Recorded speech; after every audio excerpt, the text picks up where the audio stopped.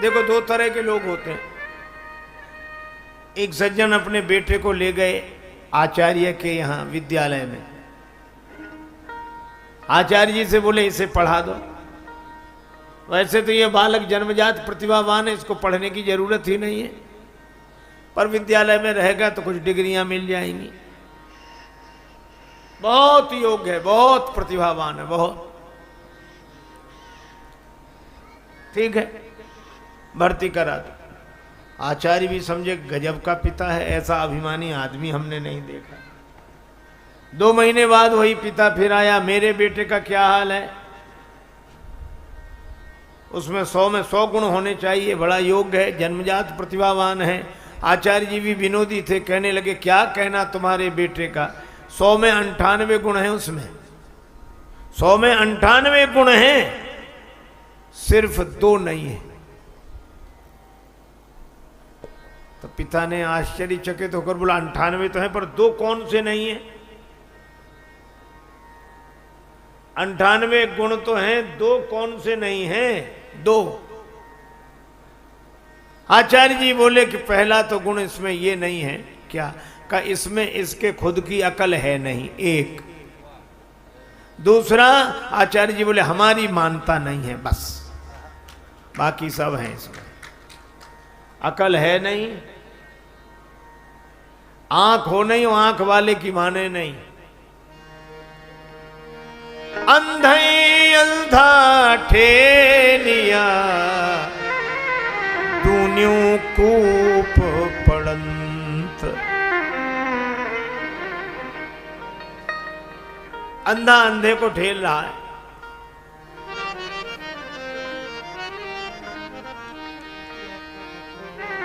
मैं कही का समझा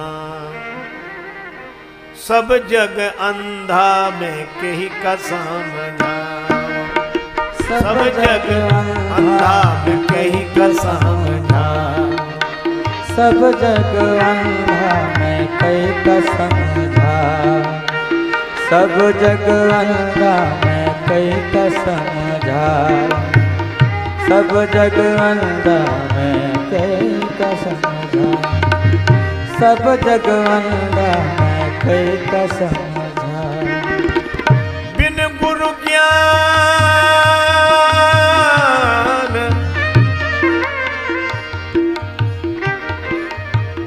कहत कबीर सुनो भाई साधो। कहत कबीर सुनो भाई साधु। बिन गुरु ज्ञान भटक गयो बंदा, बिन गुरु ज्ञान भटक गयो बंदा, मैं कही का समझा सब जग अंधा, मैं कही का समझा। ओ सब जग अंधा, मैं कही का समझा सबही भुलाने सबही भुलाने, पेट के धंधा में कही का समझा। सब जग अंधा, मैं कही का समझा सब जग अंधा, मैं कही का समझा।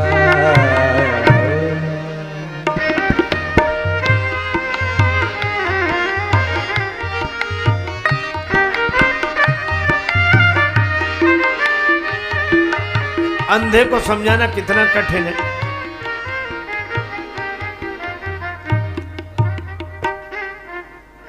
एक आदमी कह रहा था कि महाराज अंधेरे में कुछ नहीं दिखता। बिल्कुल सही है, अंधेरे में कुछ नहीं दिखता, बिल्कुल। और एक महात्मा ने कहा कि अंधेरे में कुछ दिखता है, बोले कुछ नहीं दिखता। महात्मा बोले अंधेरा तो दिखता है, अंधेरे में कुछ न दिखे पर अंधेरा दिखता है। अच्छा, जिसे अंधेरा नहीं दिखेगा उसे उजाला भी नहीं दिखेगा। जिसे अपना अज्ञान नहीं दिखा उसे ज्ञान क्या दिखेगा?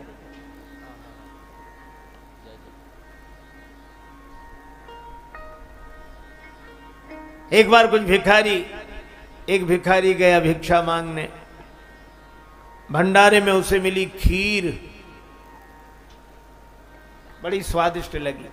लौट कर आया तो उसका साथी था अंधा, और भैया तुम हमको नहीं लेकर गए, कहाँ चले गए थे, और हम थोड़ा इधर गए तब तक तुम चले गए, चलो खैर चले। क्या मिला खाने को? तो आंख वाला बोला खीर मिली। खीर? खीर? अंधा बोला खीर कैसी होती है? खीर नहीं जानते ना? कैसी होती? का सफेद सफेद होती। अब उसने कहा ये सफेद सफेद कैसा होता, समझाओ। एक ज्यादा समझदार थे, बोले हम समझाते हैं, हमसे पूछो। हाँ खीर, हाँ कैसी होती खीर? सफेद सफेद। सफेद सफेद कैसा होता? बोले जैसे बगुला। और उसने बगुला भी नहीं देखा। बगुला कैसा होता? लाओ तुम्हारा हाथ। हाथ पकड़ा, अपना हाथ ऐसे टेढ़ा किया और उसका हाथ ऐसे घुमाया। ऐसा होता है बगुला, ऐसा सफेद सफेद, ऐसी खीर। तो अंधा क्या कहता? बाप रे, बड़ी टेढ़ी खीर रही होगी ये तो। अब बोलो, खीर कभी नहीं समझ सकता। अच्छा अंधे से कहो प्रकाश होता है, कैसे समझे वो प्रकाश को? अगर प्रकाश होता है तो उसकी आवाज सुनाओ। अरे उसमें आवाज नहीं आती। तो हाथ से छू कर देखेंगे प्रकाश ऐसा, अरे उसे छुआ नहीं जा सकता। तो सूंघ कर देखें उसकी गंध कैसी होती, का सूंघा नहीं जा सकता।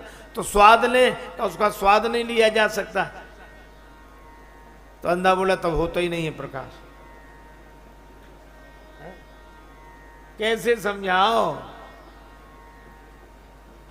भगवान बुद्ध ने कहा कि तुम इसे समझाने की बजाय किसी योग्य वैद्य के पास ले जाते और वैद्य उपचार करता और इसको आंखों की रोशनी मिल जाती, तब ये जरूर कुछ समझ लेता। ऐसे ये समझ नहीं सकता। मैं भी आपसे कह रहा हूं कि दो ही हम में सारी विशेषताएं हैं, दो नहीं हैं।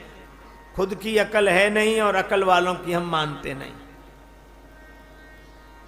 सती जी ने कुछ कहा नहीं, पर शंकर जी समझ गए।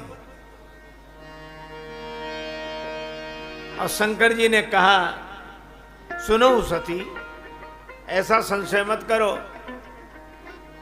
मुनिधीर जोगी सिद्ध संतत विमल मन जय ध्यावई। मुनिधीर जोगी मन जन गाधावई।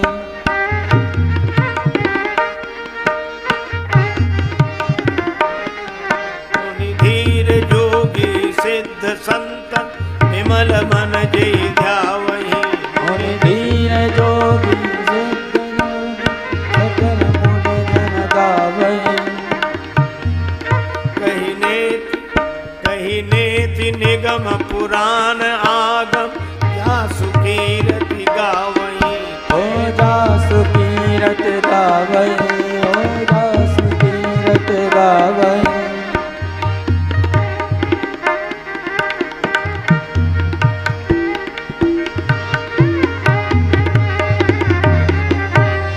नेति निगम पुराण आगम जासु कीरति गावई। कहे नेति निगम पुराण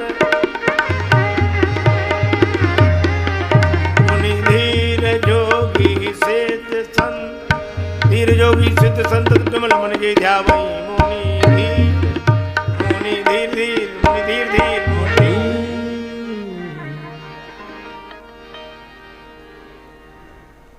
हे सती, राम जी भगवान है, धैर्यवान मुनि इनका चिंतन करते हैं। सोई मम इष्ट देव रघुवीरा, सेवत जाहि सदा मुनि धीरा।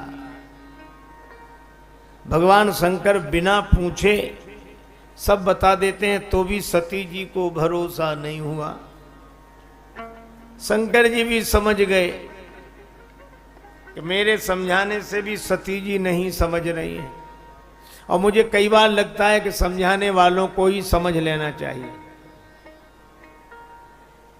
शंकर जी ने कहा कि तुम्हें अधिक संदेह हो तो परीक्षा ले लो, और सती जी परीक्षा लेने के लिए राजी हो गई।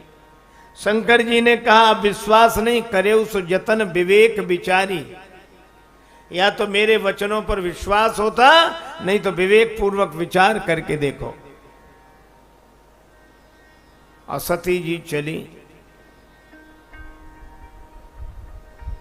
विवेक तो बचा नहीं, जो संत का साथ छोड़ दे तो विवेक कहां बचे।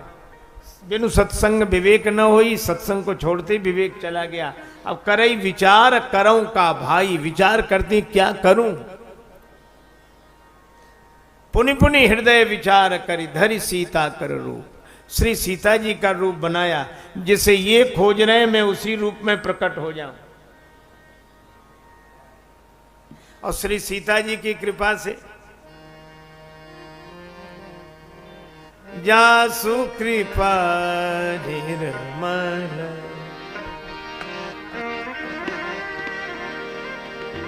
निर्मल मति पावहु, जासु कृपा निर्मल निर्मल मति पावहु, जासु कृपा निर्मल मति पावहु, जासु कृपा निर्मल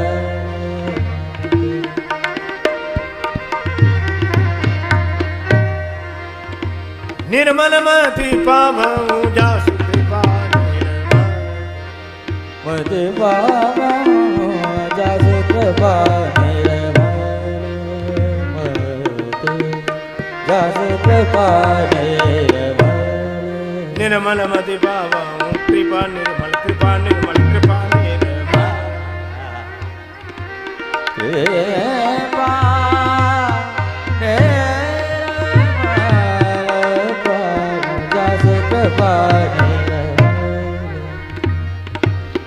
जासु कृपा निर्मल जासु कृपा निर्मल जासु कृपा निर्मल।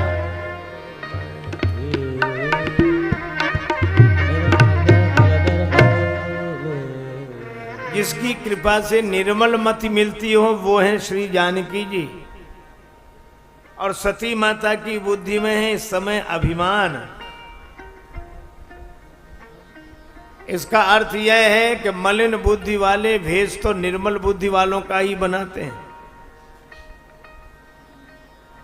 मन मैला तन उजला बगुला जैसा भेख, और इससे तो कागही भले भीतर बाहर एक। भगवान आए, सती माता को प्रणाम किया और कहो बहोरी कहाँ वृष केतु। अब सती माता बड़ी दुखी। वे सोच रही थी कि हम शंकर जी से कहेंगे जिनको आपने प्रणाम किया हम उनसे प्रणाम करा के आए, लेकिन भगवान ने जब प्रकट कर दिया अपना स्वरूप तो घबरा गई।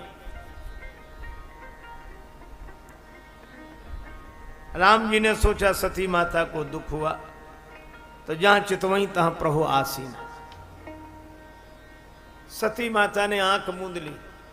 और इस कथा से यही संकेत मिलता है कि अभिमानी के विरुद्ध अगर सत्य का स्वरूप प्रकट हो तो वैसे सत्य से आंख ही मूंद लेता है, पर आंख मूंद लेने से सूरज छिप नहीं जाता।